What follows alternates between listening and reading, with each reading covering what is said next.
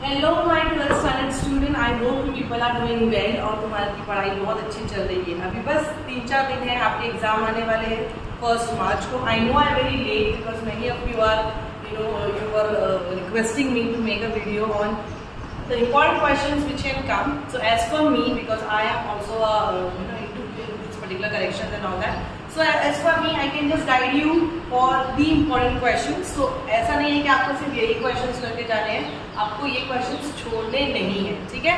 तो मुझे पता है मैं थोड़ा सा लेट हो गई है because I was very busy, but now with this video I would like to tell you that what all questions which are important and how you are supposed to write it on that. सबसे पहले जो सबसे बहुत ज़्यादा problematic जाता है बच्चों का वो है answer in detail, which is again each question is of 8 marks. अब 8 मार्क्स के लिए बहुत लंबा क्वेश्चन होता है, how to write, what to write. Basically इतने सारे क्वेश्चंस में से थोड़ा थोड़ा पैटर्न आपका अलग अलग हो जाता है। When you are writing law you need to follow some other pattern. When you are writing the other things like features and the methods and all that you need to follow some other methods, ठीक है।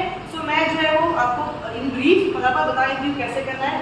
Explain the law of DMU with its assumption, explain the law of demand with its assumption. Okay, ये आप देखोगे तो these are the law questions, law of demand, law of DMU.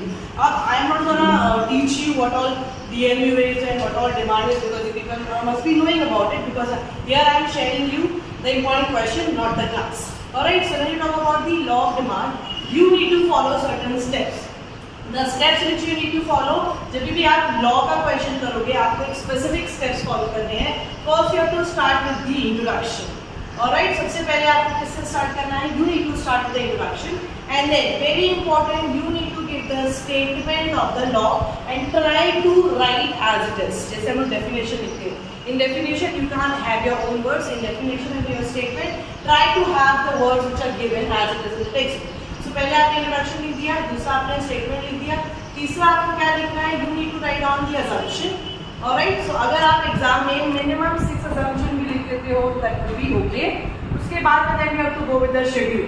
Schedule जो है आपका जिसमें आपके टेबल आता है और उसके अंदर आपका जो है डायग्राम आता है। So when you have to write down the table and diagram that comes under the schedule, then you have to mention all that the diagram which are there and the table which are there. या तो आप अलग अलग इसको explain कर सकते हो या तो आप दोनों एक साथ बना करके एक साथ उसको एक्सप्लेन कर सकते हो। And then at the end which comes the exceptions. Now under exceptions I would like to tell you कि हर जगह आपको exception नहीं लिखना।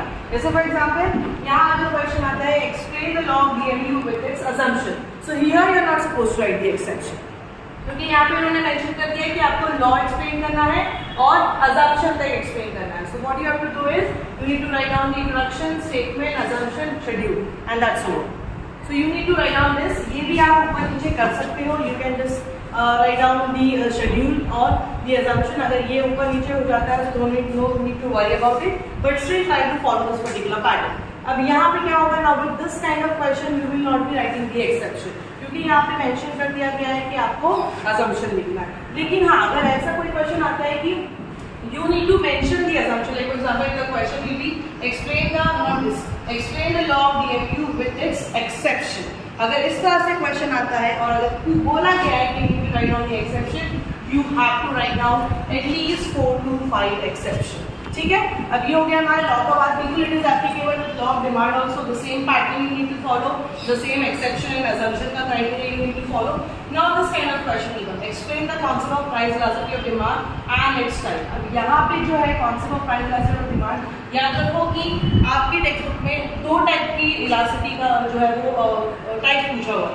पहला क्या है, explain the types of elasticity.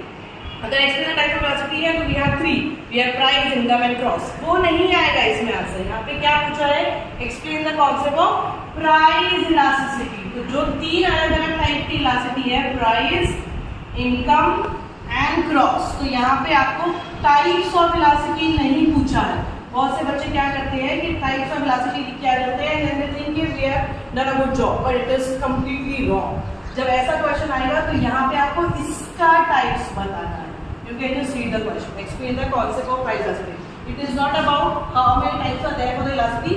It is about how many types are there for the price elasticity. तो इसमें आपको you have a diagram, perfectly elastic, perfectly inelastic, relatively elastic, relatively inelastic.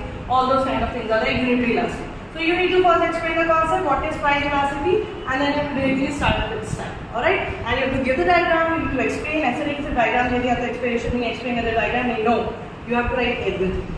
Alright, so this is again another form of the question. Now this is explain income and expenditure method of measuring national income. Again, you have to just write as it is what all are the expenditure method and what all are the income method. Alright, so national income. अगर आप जो है वो income method की calculation दिखा रहे हो, expenditure का दिखा रहे हो, so you need to connect it with the national income. सबसे पहले आपको explain करना है what is national income. And then you have to write down the methods of measuring national income. The first method is income, second method is expenditure. अगर 4 mark का question है तो 8 mark का क्वेश्चन है तो 4 marks यहाँ होंगे और 4 मार्क्स यहाँ होंगे. Alright, so you need to distribute in this manner. And now you can have this explain the meaning of and features of monopolistic competition. Again, ये 8 मार्क्स में कैसे डिस्ट्रीब्यूट होता है, you need to understand. Meaning के लिए आपको 1 या 2 marks मिल जाएंगे और बाकी के बचे will continue. Explain the meaning and features of monopolistic competition. Meaning के लिए you will get 1 or 2 marks. Features के लिए you will get the rest of the marks. So you need to see that you need to write the meaning. बिना meaning के अगर आपने feature start कर दिया तो जो मीनिंग के लिए मार्क्स रखे गए वो कम्प्लीटली आपके पास से चले जाएंगे. You will only get the marks which are there in the features. तो फीचर्स आपको कितने लिखने हैं? अगर 8 मार्क्स का क्वेश्चन है so at least try to give 6 to 7 features. तो ये थोड़ा थोड़ा जो है स्मार्ट वर्क अगर आपने कर लिया so your paper will be very good. Now explain the practical difficulties involved in the measurement of national income. Now you might be knowing कि आपके टेक्स्ट बुक में एक है practical difficulty और एक है theoretical difficulty. कभी कभी जो है वो क्वेश्चन आता है सिर्फ practical difficulty और कभी कभी आता है सिर्फ theoretical difficulty और कभी आता है दोनों साथ में. जब दोनों साथ में आता है so you need to divide. Few points of practical, few points of theoretical you need to mention. और अगर सिर्फ practical आता है so you need to explain the practical difficulties in detail. Alright? Now explain the functions of RBI. This is very simple. Now you need to explain what is RBI, what is the Central Bank of India. If you have the definition, you need to give the definition of the RBI, and then you have to start with the functions. So ये है थोड़े अलग-अलग type के मैंने question यहाँ पे jot down किए ताकि आपको पता चले कि हर क्वेश्चन के लिखने का पैटर्न अलग है. लॉ अगर आप लिखते हो so you need to follow certain criteria. अगर आप कुछ फीचर्स वाला क्वेश्चन लिखते हो, कुछ डिफिकल्टी वाला लिखते हो, कुछ भी फंक्शन वाला लिखते हो so you need to follow some other criteria. Every questions are of different type. लेकिन ये सारे क्वेश्चन इंपॉर्टेंट है. You can just have a look. I have mentioned almost around 7 to 8 questions and all these questions are very important from all the chapters I have taken one. ये सारे question आपको पढ़ना है, बिल्कुल भी छोड़ना नहीं है. और रही बात ऑब्जेक्टिव्स की, तो ऑब्जेक्टिव्स तो आपको सारे पढ़ना होता है. Alright, and now when we talk about the answer the following again somewhere related to these kind of question will also come. अब जैसे explain the meaning and features of monopolistic है तो मोनोपोलिस्टिक की जगह आपको परफेक्ट कंपटीशन भी पूछ सकता है और अदर मार्केट भी पूछ सकता है. So it can be any market but the format of the question will be this meaning and features. Alright, और अगर हम बात करेंगे when we talk about the distinguish, so you can mention the distinguish में you can have the important distinguish which can come is the slicing method, lumping method, form utility, knowledge utility, total utility, margin utility, and then you have complementary, joint demand, increase in demand, decrease in demand, and then you can have perfect elastic, perfect inelastic demand, stock and supply. All these are the important questions you can have. Average revenue, average cost, perfect competition, monopolistic competition, natural monopoly, public monopoly. ये सारे जो है वो distinguish के कुछ important question है. बाकी सबसे जो मेन होता है जहाँ बच्चों का छूट जाता है वो है answer indicator. Always try to make sure कि आपका स्टार्टिंग से ही स्पीड बहुत अच्छा होना चाहिए, आपका स्पीड बहुत हाई होना चाहिए. ऐसा नहीं कि आपको कोई का आंसर अच्छा लगा तो आप उसी को लेके बैठे हुए. No, you need to see that you have lot many questions to attempt now. So from the first only till the end आपका जो स्पीड है वो बहुत हाई होना चाहिए. ट्राई टू मेक श्योर कि लास्ट का 5 और 10 मिनट आपको स्पेयर टाइम मिले, then you can check whether you have mentioned all the question numbers or not. ये सारी चीज़ें अगर आप ध्यान देते हो so definitely your paper will be very good and try not to leave any answer. आपको जो भी आता है थोड़ा बहुत अगर आपने जो है पढ़ा हुआ है so you have to attempt that question.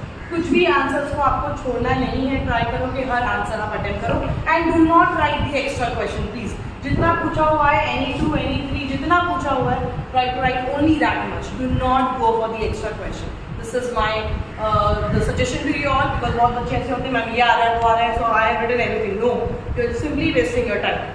तो do not waste your time, जो आ रहा है उसको पूरा क्वालिटी दो, उसको बहुत ज़्यादा टाइम दो and try to complete that particular paper. फिर भी अगर आपका कुछ ना कुछ छूट जाता है या आंसर आपका हाफ रह गया, वो उतनी बड़ी बात नहीं है, लेकिन अगर पूरा छूट जाता है तो that is gonna be a big deal.